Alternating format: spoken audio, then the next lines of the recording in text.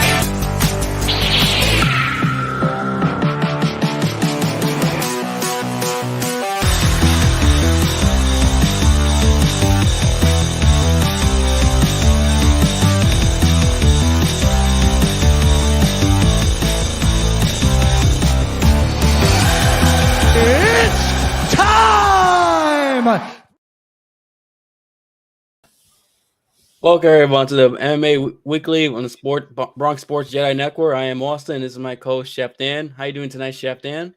Salute to you. Salute to everyone joining us tonight as we gonna go over this awesome UFC event that just recently happened. I'm doing good right now and just still recuperating off of a great Knicks victory. I had the pleasure of calling earlier with the Jedi earlier, but now we're here to talk this violence. We're here to talk these blood sports. So let's get right into it.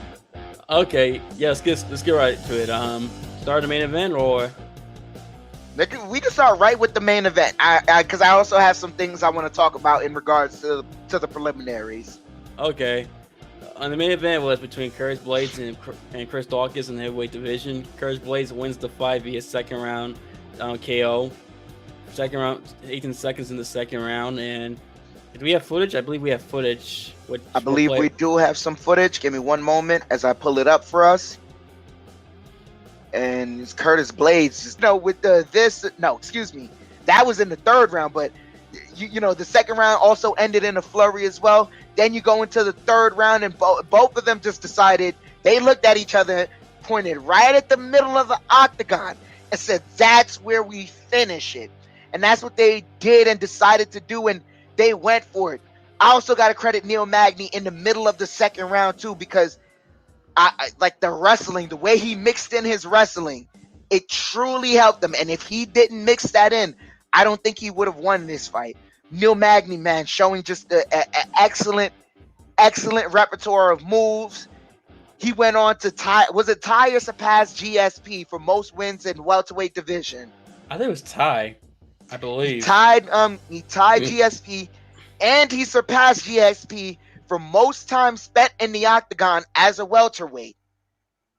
And then to cap it all off, after you break all these wonderful records, he grabs the mic from DC and says, Khamzat Chimaev, you're next. I love it. I love it. He's been calling out Chimaev for a while, ever since Chimaev has burst into the scene and got all the hype in 2020. And I don't know why they never made that fight. So it's so weird, considering Neil was one of the few guys that won Chimaev, where some other guys were ducking him.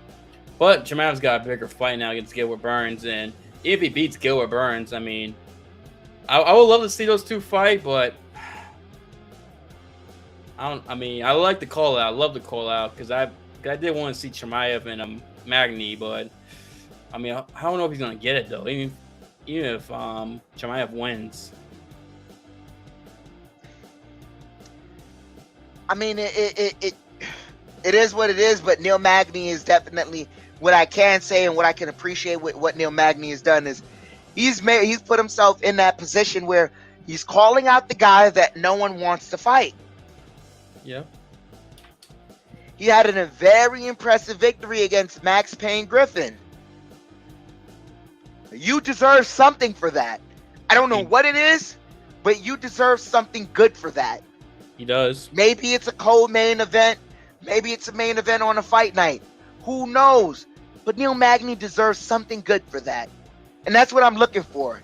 Dana, treat this man right. He just did you a favor, put on a great show for you. Save this card, in my opinion. But yeah, he deserves something good. And I'm looking forward to what happens next for Neil Magny. We don't know what's next. Because like you said, I don't know if he can get that Khamzat Chimaev fight. But that was a great call out and great performance by Neil Magny. He deserves something big. This is his 5th victory of his last 6 fights. The only loss was the Diakiese fight back in January of last year. I mean, he does deserve something. Hopefully, he gets something because he does. You know, they should reward it. I mean, Neil Magny's always been a pretty entertaining fighter. He's got like a decent amount. He's always been a pretty entertaining fighter, despite the lack of finishes. His fights are never boring. Neil Magny is pretty damn good, and he saved the card. He put a great performance, great call out. Hopefully, it's some interesting fight in the top 10, where it be co-main event, like you said, or main event or main card. I don't know if did he fight him yet, but this might be interesting. Neil Magny versus Wonder Boy. Seeing as our Wonder Boy is coming off of a loss. No, they've never fought. Surprisingly, no. I'm looking right now. They've never fought. I agree. That looks like your fight night, baby. I like that idea. The opposites, grappler and freaking Magny against the karate kickboxer and freaking Wonder Boy. Love that idea. Hit it.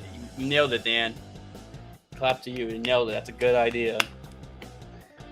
Thank you. I think I'm a bit of a Sean Shelby myself, if I say so. Yeah, you know. Yeah. And Nick Maynard. Yeah. Yeah. You know. Yeah.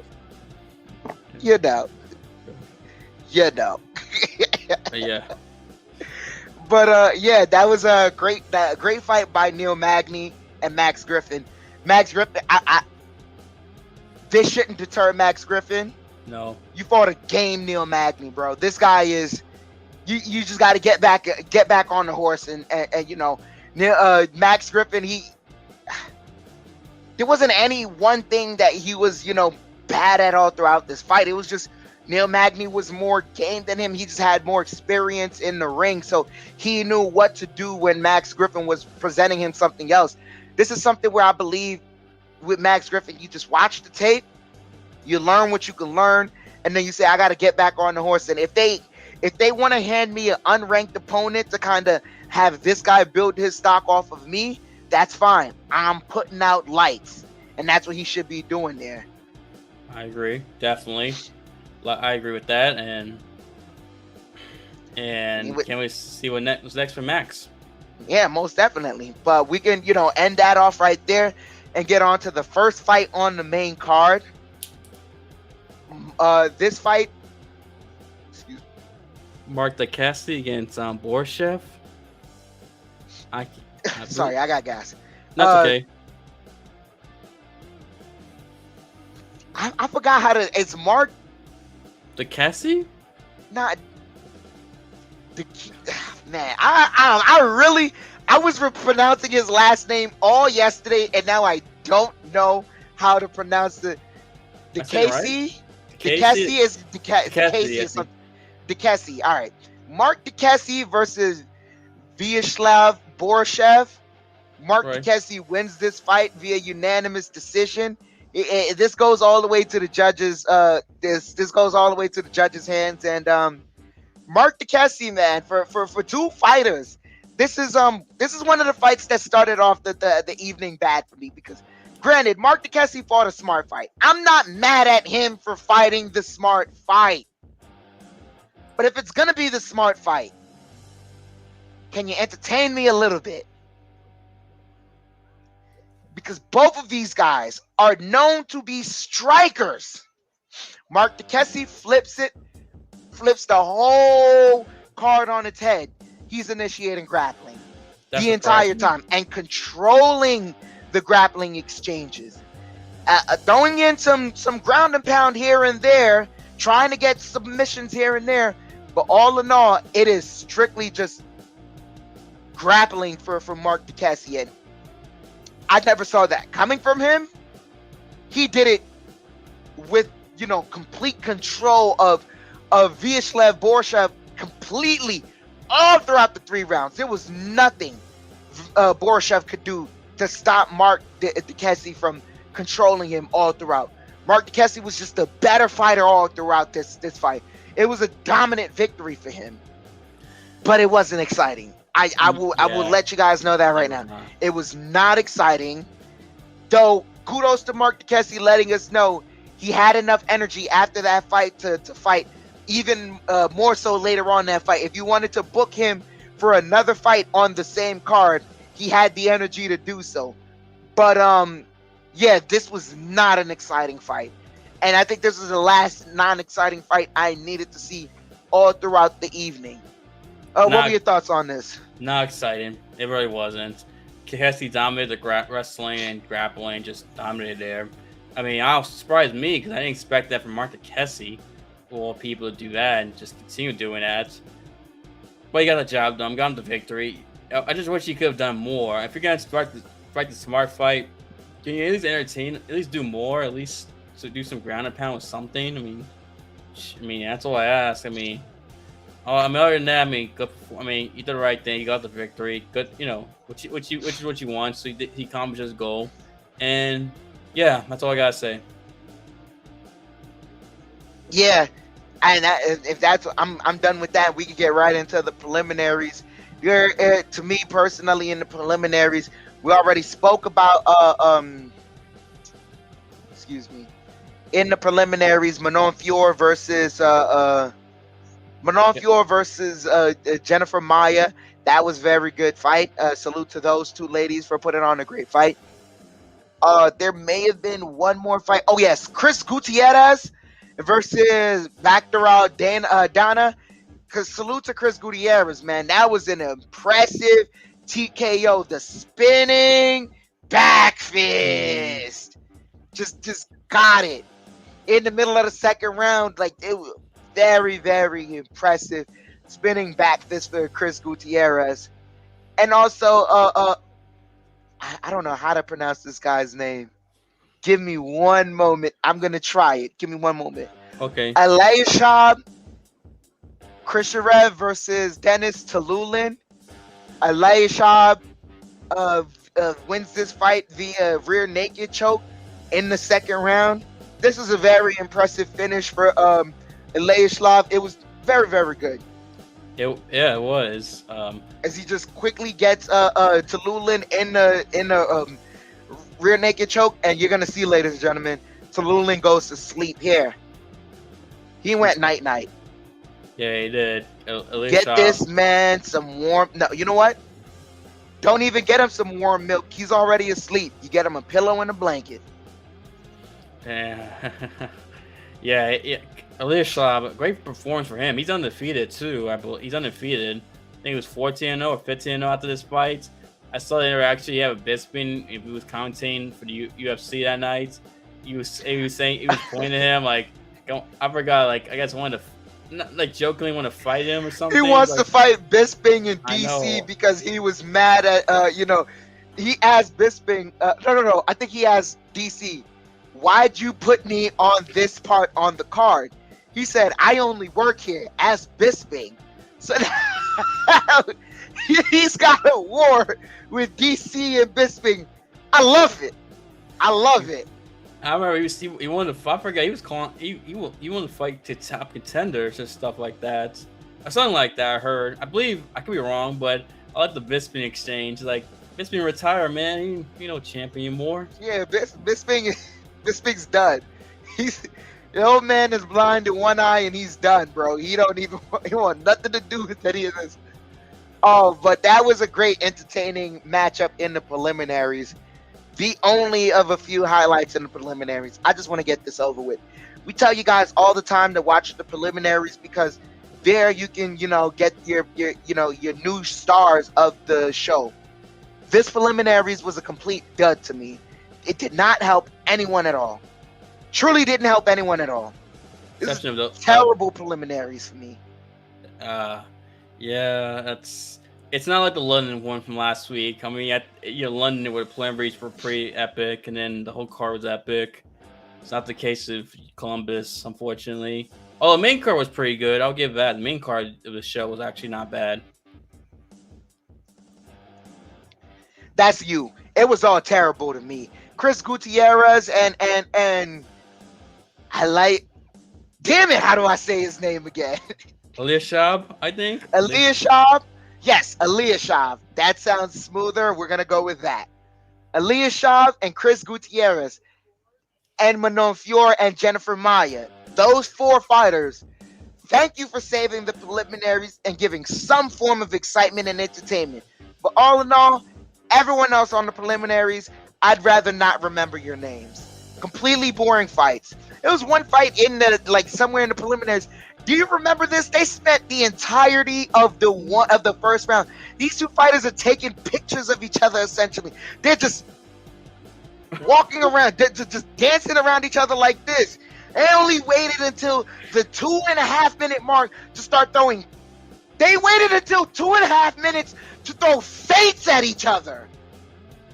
No, I don't know, but I wish I knew. I mean, that deserves to be criticized. I mean, really? The crowd must have been booing their ass. See my language, dude.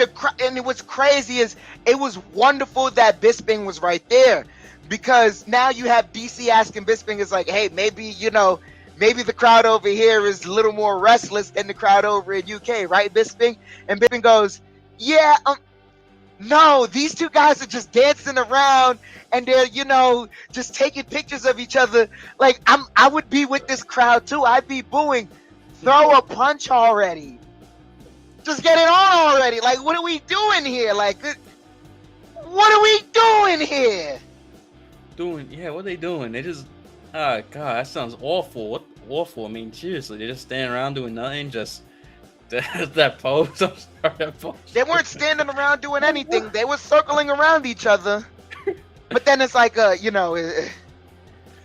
step. Whoa! He jab stepped me. We don't know what could happen here. More jab stepping. Jab step. It's like jab step.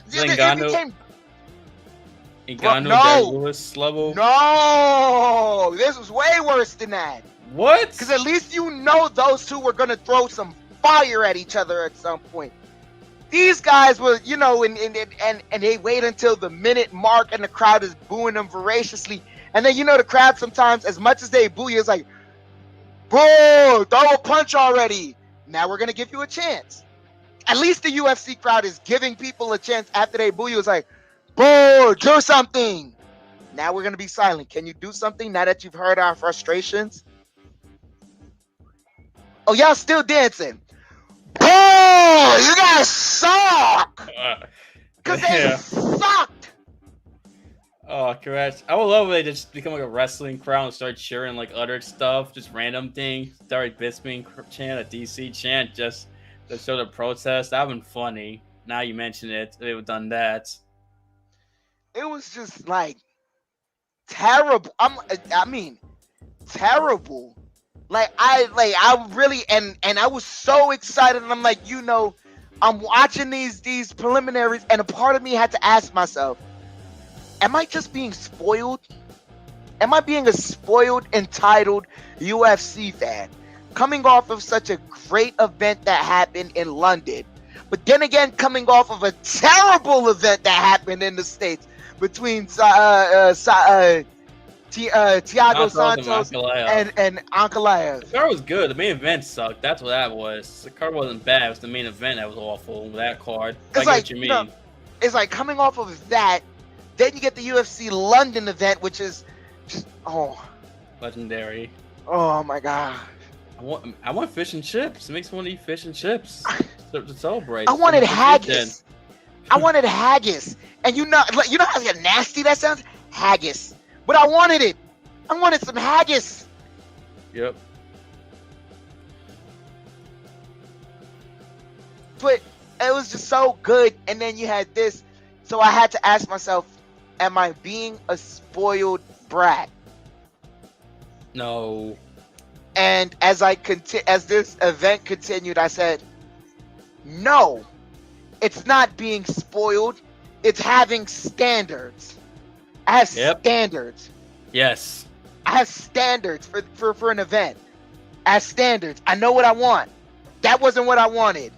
That wasn't what we deserved. That wasn't what Columbus, Ohio deserved. You got to wait all the way until Kai Kara France, and he put on the show just as much as they wanted him to, because it was just.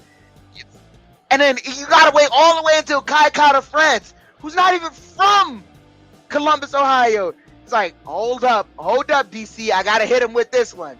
OH! Oh. Because no excitement. Fuddy duds. Boring. Snooze fest.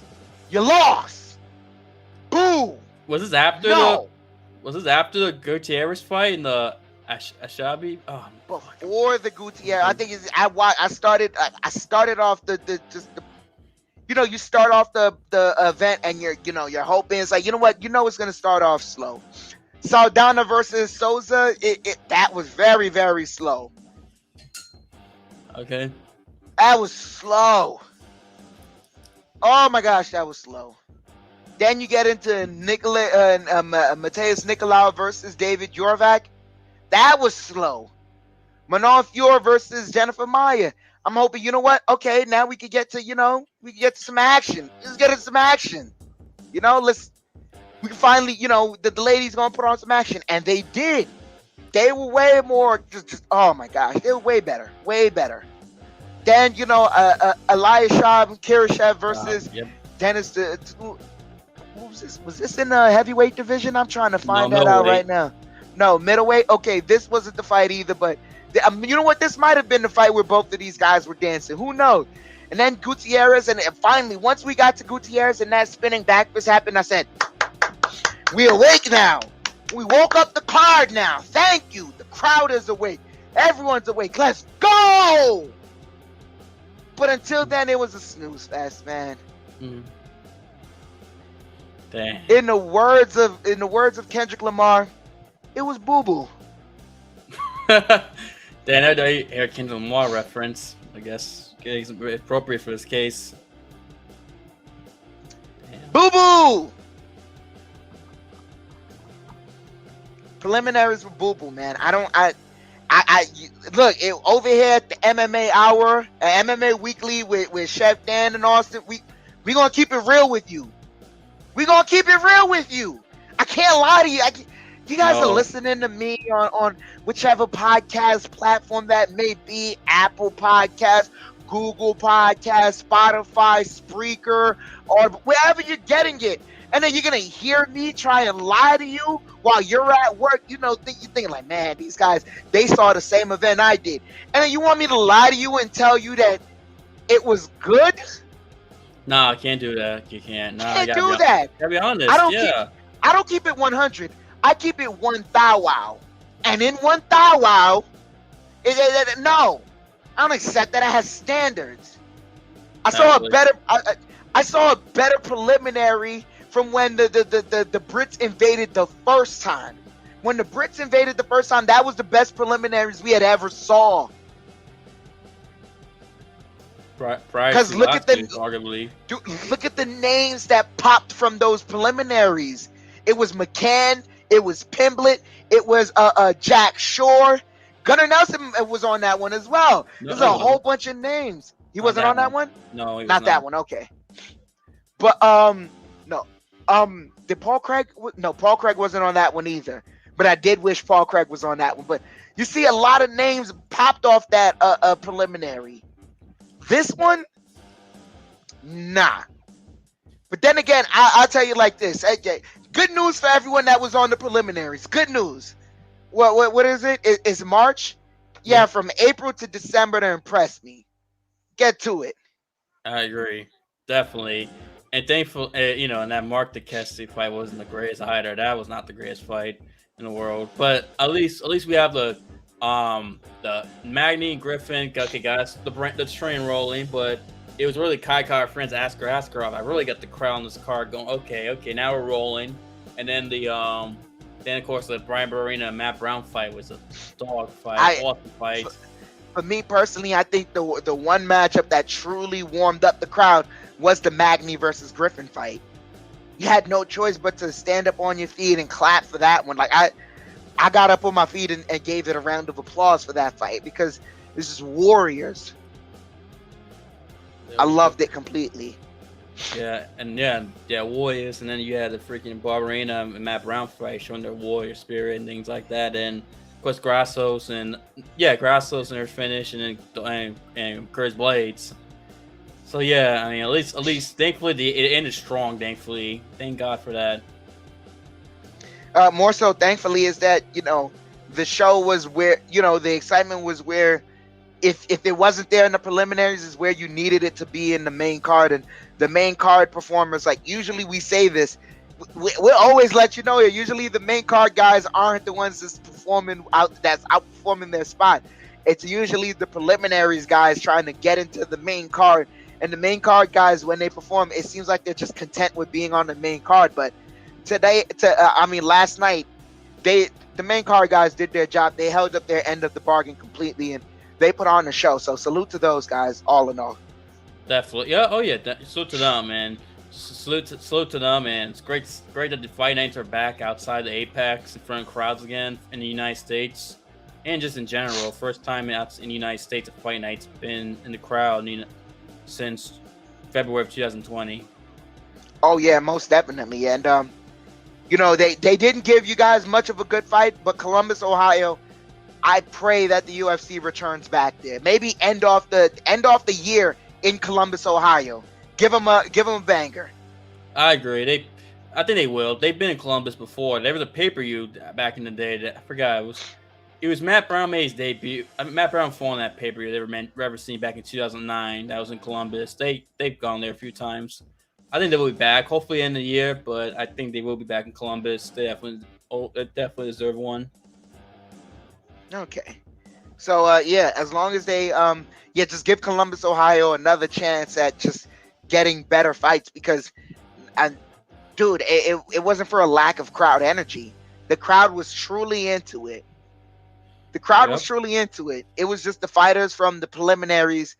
Certain fighters from the preliminary rounds did not hold up their end of the bargain. So all in all, it was an okay card. To me personally, it was an okay card to me. All right. And okay, well, it seems like it's the end of our UFC recap, and there's no UFC this coming week. They're taking a 1 week break. However, the week after is the big UFC pay-per-view, UFC 273 in Jacksonville, Florida, between Alexander Volkanovski and Korean Zombie in the main event for the featherweight title, and then the bantamweight title co-main event between Petr Yan and Aljamain Sterling. And next week we'll break down that card. That's a very good card. You have Hamza and Gilbert Burns. You also got other fights in that card that are pretty intriguing to watch. There's a whole lot of intrigue on this card. You have Mackenzie Dern on this card. You have Kelvin Gass. Oh my God.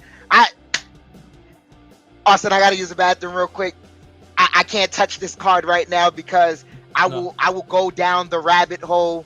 I will literally go down the rabbit hole, and you will hear me say, I'm late. Let me not do that. No, okay. You said you had to break down some one FC, so yes. I'd love to hear that. Give me one. But yeah, I gotta run real quick. I'd love to hear that. Okay. Over the weekend, this past Saturday, and although in the United States it was early in the morning because the event took place in Singapore, where ONE FC is based off. There was a 110 happened, which was the 10-year anniversary. There was one championship was celebrating a 10-year anniversary of the organization with this show. It's a 10-year anniversary show, and I saw the main event and the co-main events, and the co-main event featured a mixed rules match. It was basically Muay Thai and MMA. The first and third rounds were Muay Thai fights, and in the second and fourth round were MMA rules. It was between Demetrius Johnson and Rodotang. Can I pronounce his last name? I apologize for butchering his last name. Rodotang Migon, the Iron Man, who I believe has over 300 professional Muay Thai fights and has won 260 plus of them.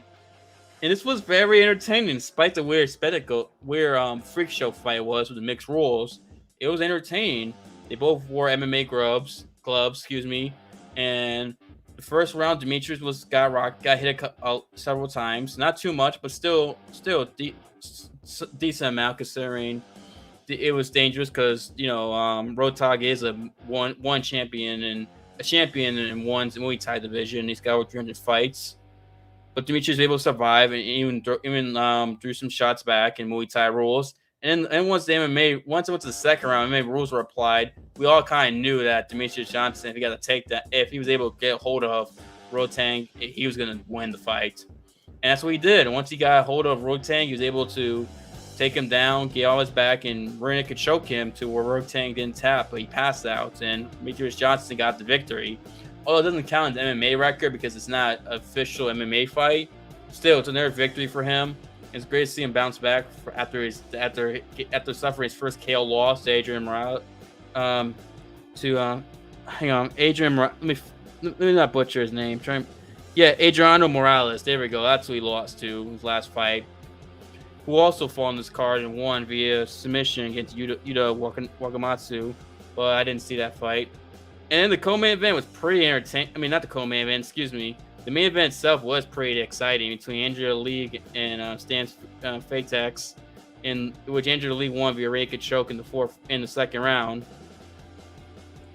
This fight was entertaining. I thought Andrea Lee was done personally. She got hit with a body shot in the first round, 2 minutes ago in the first round, and the way she reacted, it looked like she was done because she did not like it. She went back and Fairtax went in and tried to finish her, landed her body shot, but Andrea Lee, give her credit, showing her toughness to survive that round and minimize the damage that she absorbed despite getting the body twice from Fairtax. And then once the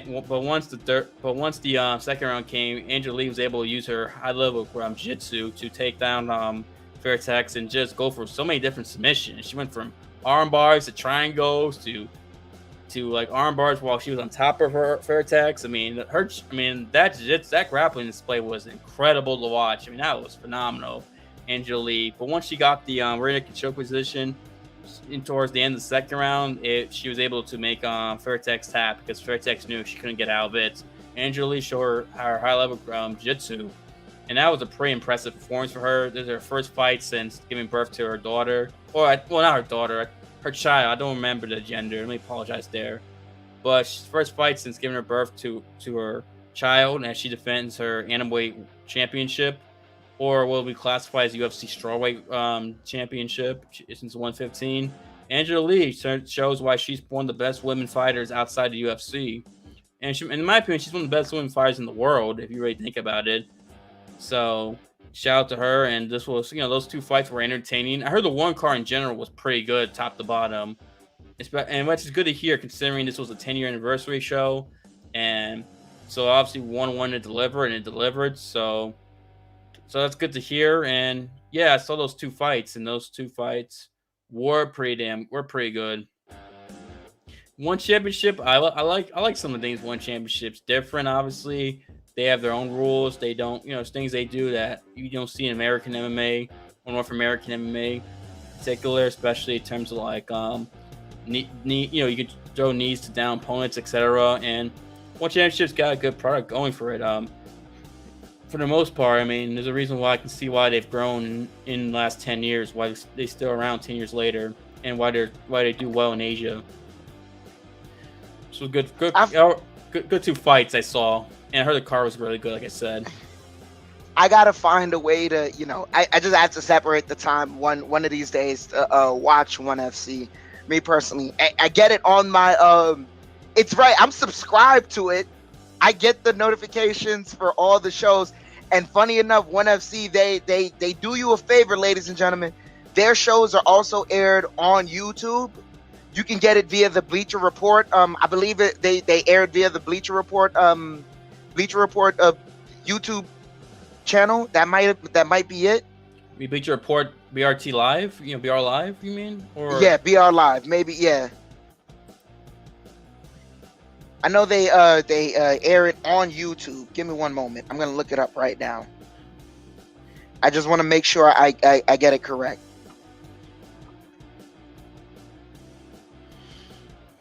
I know they had TNC deal. I didn't know if this was. I know they have a TNC deal. That I do know. Sometimes they air on TNC. Go ahead. Okay, well they do have their own YouTube channel, One Championship, of course, but I know on Bleacher Report Live, Bleacher Report will re-air the ONE FC event that happened earlier in that day. So that's one of the things I got to check out there. But all in all, it sounds like that was an interesting fight between Demetrius Mighty Mouse Johnson and his opponent, man. I don't see how you could, it would be difficult enough for me, right? Because we've seen the difficulties that fighters have had as far as like moving from one state to the other. I mean, fighting from one state to the other and the different commission rules. So now to actually agree that you're going to go into a combat sport where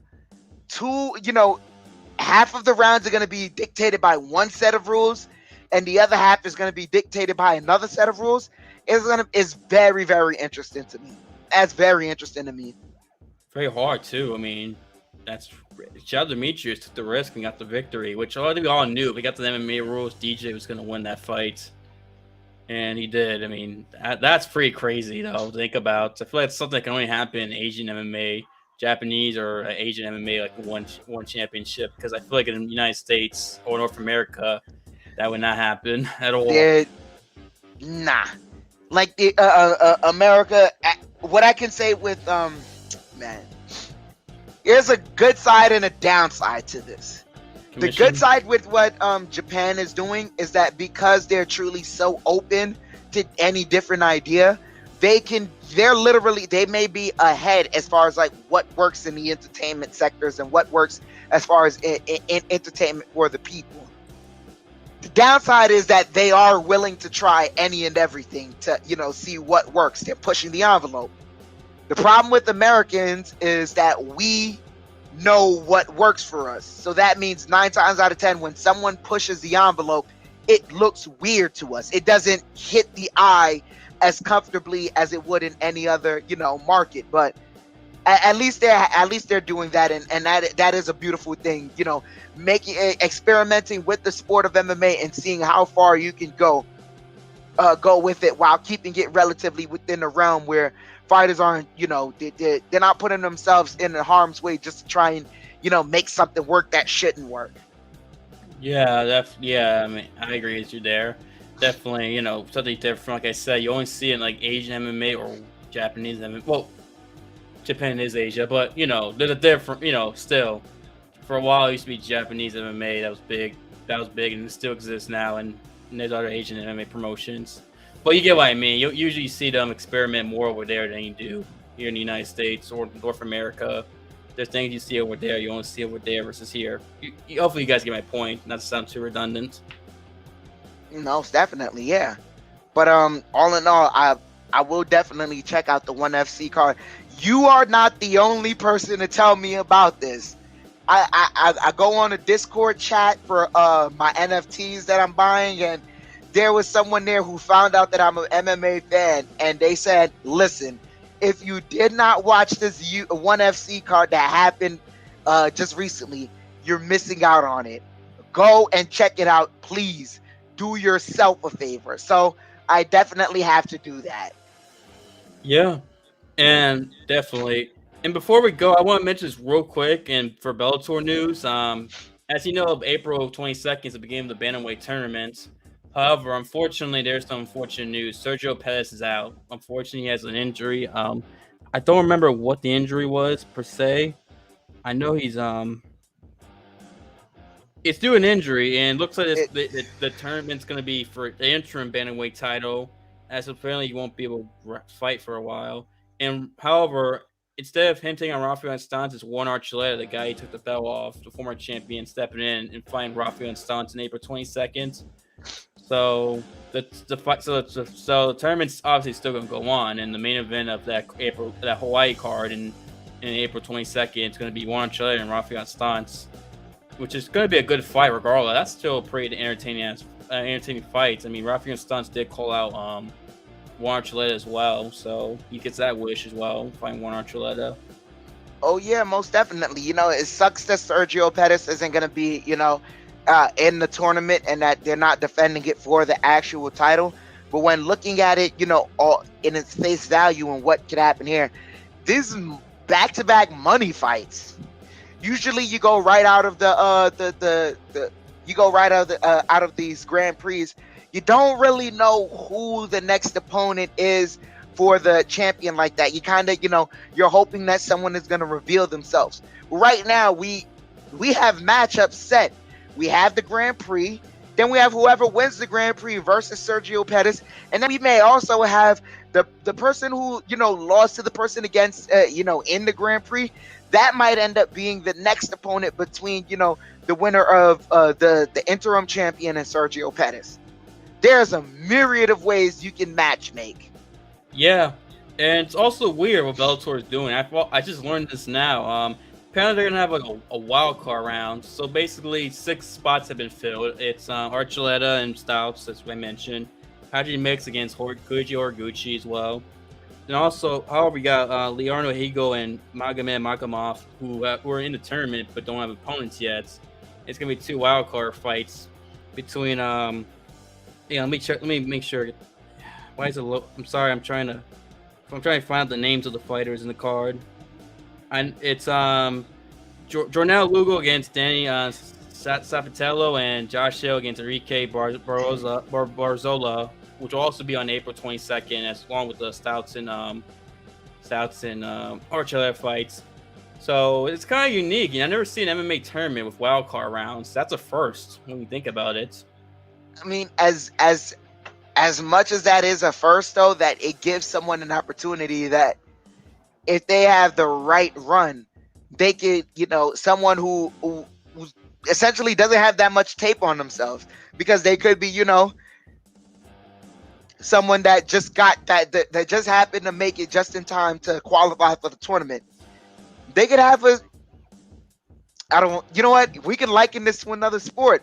You could have a St. Peter's type of run here. Yeah, that's true. The favorite winning the tournament, that sounds good. It helps everyone's money. It does. Cool. Whatever.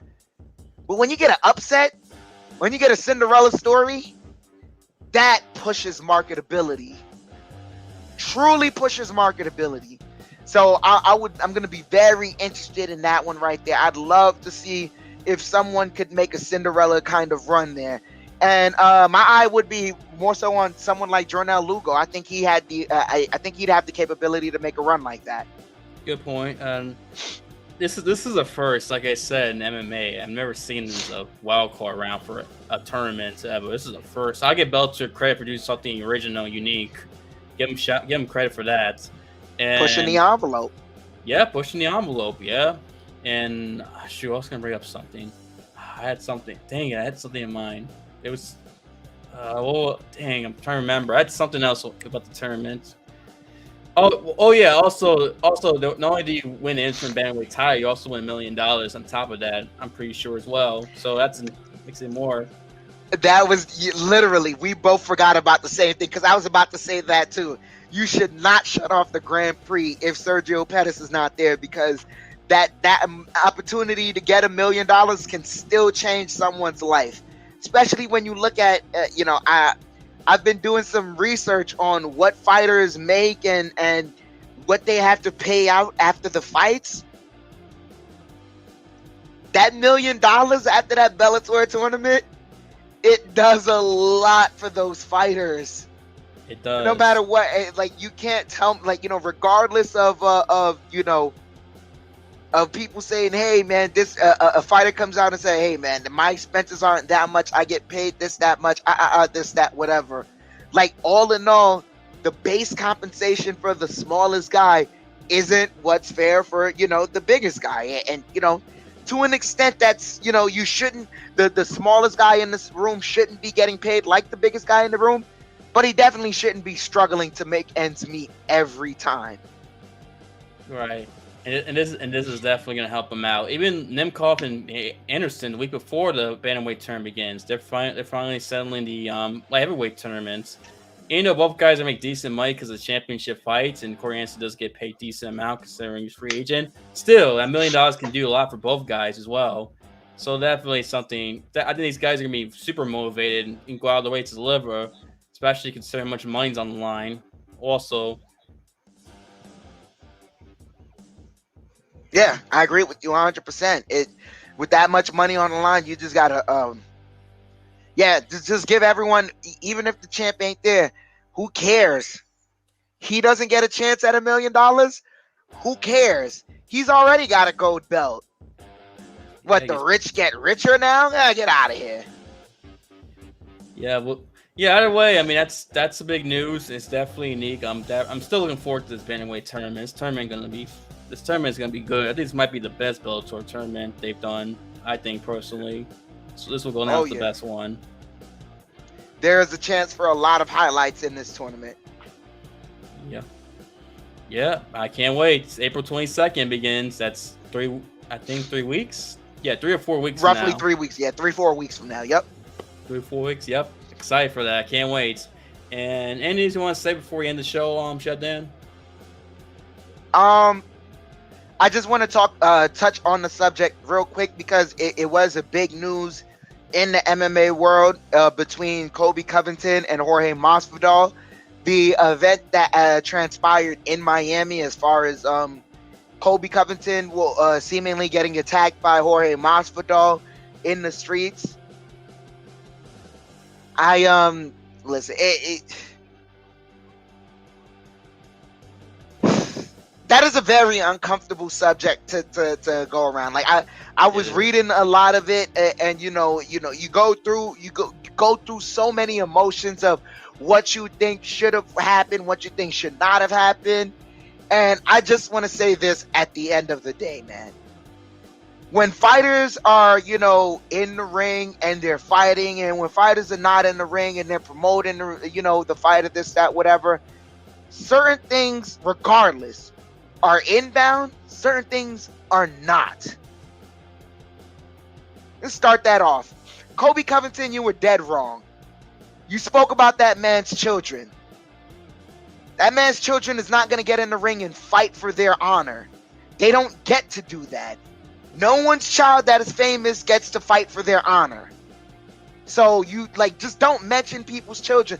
Regardless, it ain't got to be Jorge's children.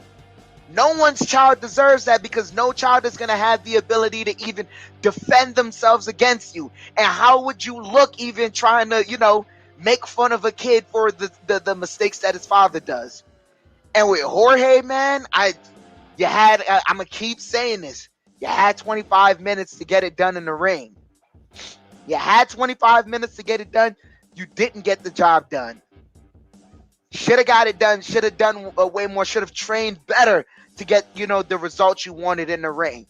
But all in all, man, watching this, neither of these guys look good coming out of it. I thought this, I would have hoped that it would have been a bloody fight between these two in the ring. And that would have been the best chance for these two guys to settle it. Because regardless of the, regardless of the results, if those two guys had bloodied each other up in the ring, then it would have been all right. They would have walked away. It would have been okay. But that's not what happened. And we still go on to this.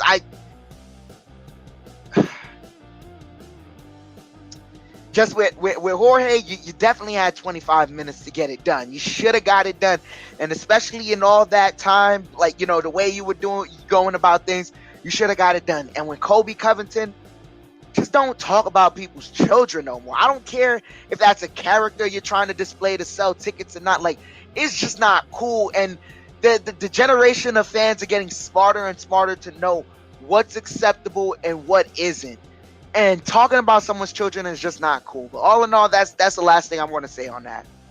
Okay. I have thoughts myself, but it would take too long to the video. That's all. It would take too long to explain my feelings about this. That's something I might do separately. That's all I'll say. Because if I do, it's gonna go way too long, and don't want to do that. But yeah, definitely crazy what's going on with the Covington-Hoy situation, especially in the steakhouse in Miami. But yeah, anything else you want to wrap? Oh, sorry, go ahead. Nah, I was just saying, this seems like everything goes down in Prime 112, doesn't it?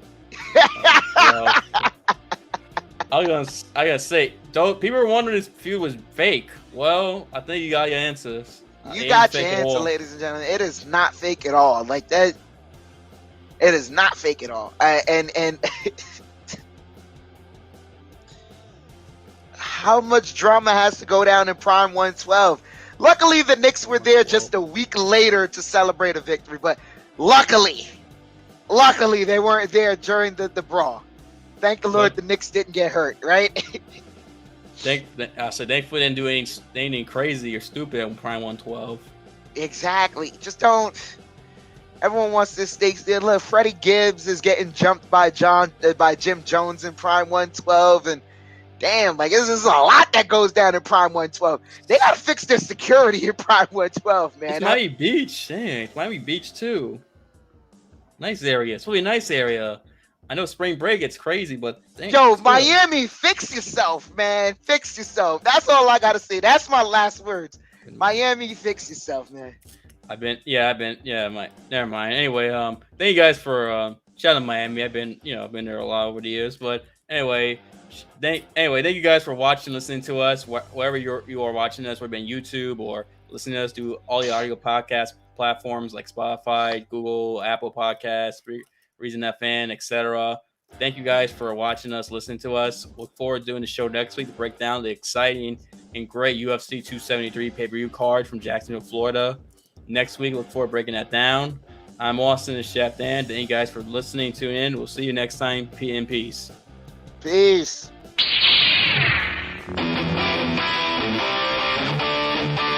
Ladies and gentlemen, we are